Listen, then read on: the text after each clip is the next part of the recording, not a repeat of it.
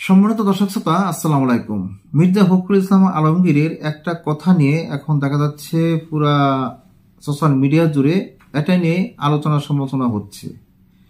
এটা নিয়ে নাহিদ ইসলামও সমালোচনা করেছেন এবং সমন্বয়ক হাসনাত আব্দুল্লাহ এই ব্যাপারটা নিয়ে সমালোচনা করেছেন। এই ব্যাপারটি হলো মির্জা ফখরুল ইসলাম আলমগীর যে কথা বলেছেন যে যদি রাজনীতি করতে চায়, যদি দল গঠন করতে চায়, তাহলে সরকারে যারা আছেন তারা সরকার থেকে বের হয়ে এসে তারপর রাজনীতি করতে হবে, আর না হলে সেখানে থেকে রাজনীতি করা সম্ভব নয়, এমন ধরনের কথা বলেছেন। এই কথাটা মির্জা ফখরুল ইসলাম আলমগীর যদিও সঠিক বলে থাকেন, এই কথাটা নাহিদ ইসলাম, হাসনাত আব্দুল্লাহ সমন্বয়ক যারা আছেন তাদের এই কথাটা পছন্দ হয় নাই।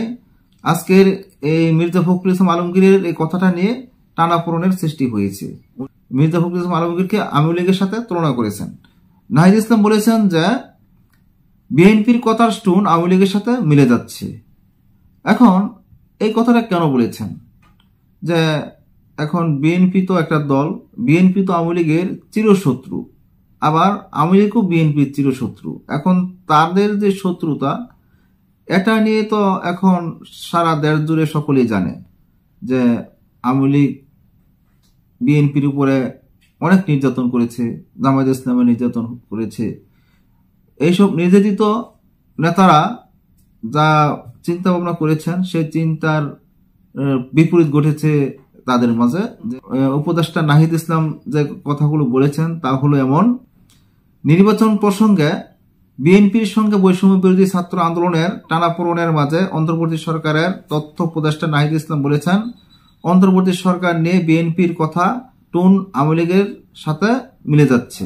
শুক্রবার বিবিসি বাংলাকে নাহিদ ইসলাম বলেন তিনি রাজনৈতিক দলে যোগ দিলে সরকার থেকে বের হয়ে যাবেন। বিএনপির মহাসচিব মির্জা ফখরুল ইসলাম আলমগীরের নিরপেক্ষ সরকারের দাবিকে আরেকটা ১/১১ সরকার গঠনের ইঙ্গিত হিসেবে বৃহস্পতিবার ফেসবুক পোস্টে উল্লেখ করেন নাহিদ ইসলাম। এ বিষয়ে তিনি বিবিসি বাংলাকে বলেছেন ১/১১ এবং -2 এর আলাপটা কিন্তু সর্বপ্রথম বিএনপি রাজনীতির মাঠে এনেছেন কিছুদিন আগে। অভ্যুত্থান ও আওয়ামী লীগ সরকারের পতনের পর বিএনপি ও অংশীজনদের সমর্থনেই সরকার গঠন হয়েছে উল্লেখ করে নাহিদ ইসলাম বিএনপির মহাসচিবের নিরপেক্ষতা সংক্রান্ত বক্তব্য নিয়ে সন্দেহ প্রকাশ করেন। এই সরকারকে অস্থিতিশীল করতে বা সরাতে দেশি বিদেশি চক্রান্তের পাশাপাশি আওয়ামী লীগের সাম্প্রতিক অবস্থানের সঙ্গে মির্জা ফখরুলের এই বক্তব্যে সাদৃশ্য দেখছেন বলে উল্লেখ করেন তিনি।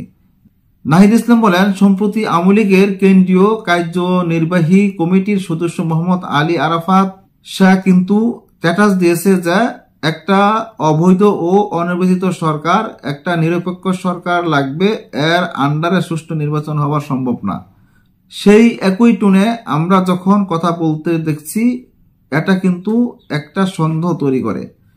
আওয়ামী লীগের ফেসবুক পেজে শুক্রবার দেওয়া একটি পোস্টে মোহাম্মদ আলী আরাফাতের উদ্ধৃত করে বলা হয় অধ্যাপক মোহাম্মদ ইউনূসের সরকার অনির্বাচিত ও অসাংবিধানিক সরকার।